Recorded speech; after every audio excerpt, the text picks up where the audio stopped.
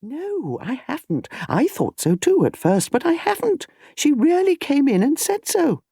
"Mary came in and said there was a body in the library?" "Yes." "But there couldn't be," said Colonel Bantry. No, I suppose not," said Mrs. Bantry doubtfully.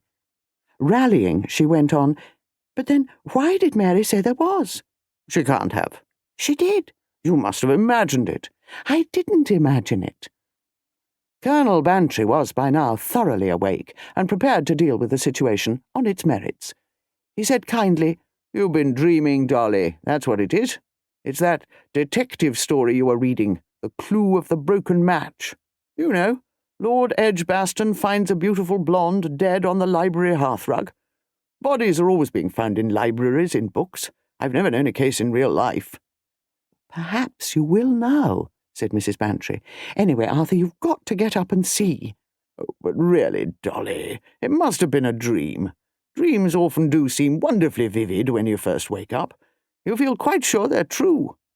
"I was having quite a different sort of dream, about a flower show and the vicar's wife in a bathing dress, or something like that." With a sudden burst of energy, Mrs. Bantry jumped out of the bed and pulled back the curtains. The light of a fine autumn day flooded the room. "I did not dream it," said Mrs. Bantry firmly. "Get up at once, Arthur, and go downstairs and see about it." "You want me to go downstairs and ask if there's a body in the library? I shall look a damn fool." "You needn't ask anything," said Mrs. Bantry. "If there is a body, and of course it's just possible that Mary's gone mad and thinks she sees things that aren't there, well, somebody will tell you soon enough. You won't have to say a word." Grumbling, Colonel Bantry wrapped himself in his dressing gown and left the room. He went along the passage and down the staircase.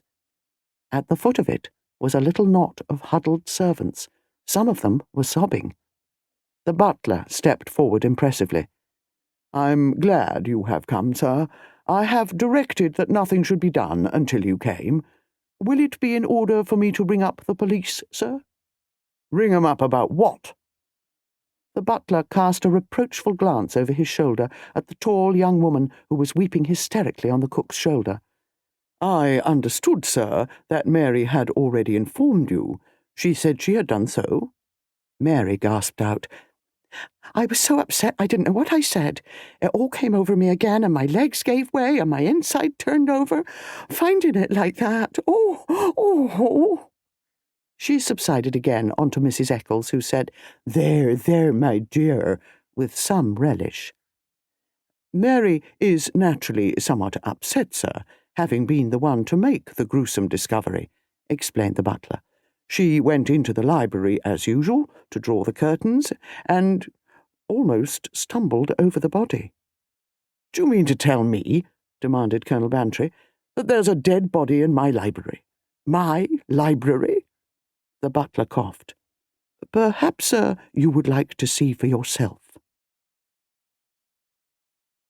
Hello. Police station here.